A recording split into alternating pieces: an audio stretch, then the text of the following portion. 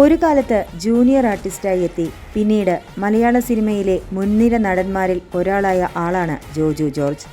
ജോജുവിന്റെ ഏറ്റവും പുതിയ സിനിമ വരവ് തിയേറ്ററിലേക്ക് എത്താൻ ഒരുങ്ങുകയാണ്. 5 പേരെ ഐസിയു കിടക്കണേ, ഒരെണ്ണത്തിന്റെ പോലും സ്റ്റേറ്റ്മെന്റ് എടുക്കാൻ പറ്റില്ല.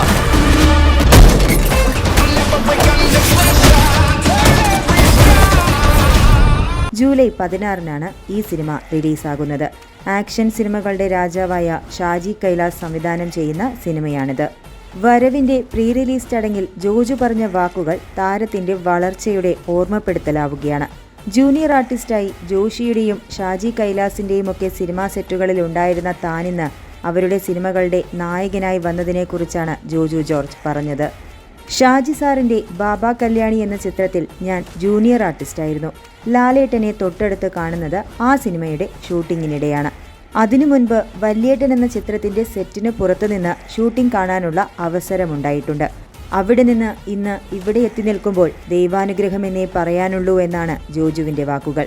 ഇന്ന് ഷാജി കൈലാസിന്റെ വരവെന്ന സിനിമയിൽ നായകനായി എത്തി നിൽക്കുന്ന അഭിമാന മുഹൂർത്തത്തിലാണ് ജോജു. ഇതുപോലെ ജോഷി സാറിന്റെ സിനിമയിലും താൻ ജൂനിയർ ആർട്ടിസ്റ്റ് ആയിട്ടുണ്ട് എന്ന് താരം പറയുന്നു. അതേ സംവിധായകന്റെ 2 സിനിമകളിൽ ജോജു പിന്നീട് നായകനായി എത്തി. പൊറിഞ്ചുമറിയം ജോസിലും ആന്റണി എന്ന സിനിമയിലും. ജോസഫ് ചെയ്തുകൊണ്ടിരുന്ന സമയത്താണ് പൊറിഞ്ചു എന്ന കഥാപാത്രത്തിനായി സംവിധായകൻ ജോഷി വിളിക്കുന്നത്. അന്ന് അതെങ്ങനെ ചെയ്യുമെന്ന് ഐഡിയ ഉണ്ടായിരുന്നില്ല.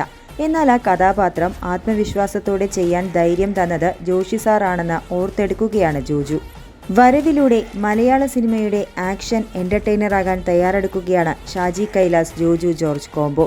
ഈ കൂട്ടുകെട്ട് പ്രേക്ഷകർക്ക് പ്രതീക്ഷ ഉള്ള ഒന്നു തന്നെയാണ്.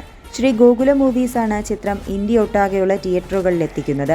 AK സാജന്റെ ശക്തമായ തിരക്കഥ കൂടി ഈ സിനിമയ്ക്ക് ബലം പകരുന്നുണ്ട്.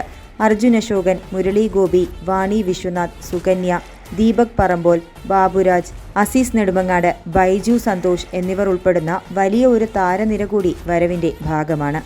ജൂനിയർ ആർട്ടിസ്റ്റിൽ നിന്ന് തുടങ്ങി പിന്നീട് അസിസ്റ്റന്റ് ഡയറക്ടർ, സഹതാരം, നായകൻ, സംവിധായകൻ, നിർമ്മാതാവ് അങ്ങനെ തുടങ്ങി സിനിമയുടെ പല മേഖലകളിലും ജോജു തന്റെ റോൾ ഭംഗിയായി ചെയ്തിട്ടുണ്ട്. അന്യഭാഷകളിലും അദ്ദേഹം തിളങ്ങിയിട്ടുമുണ്ട്.